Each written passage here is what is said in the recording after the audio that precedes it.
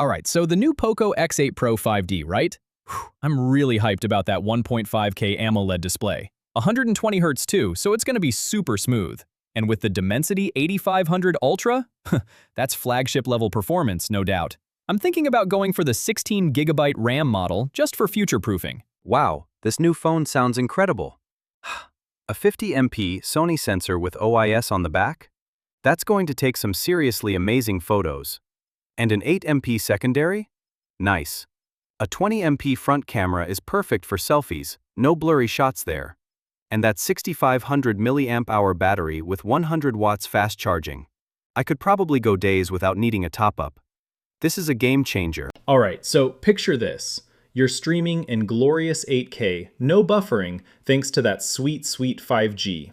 And HyperOS 3, it's just seamless. Everything flows. Plus, I can be a bit clumsy. So the IP68 rating and that glass design, absolute peace of mind. It's the little things, right?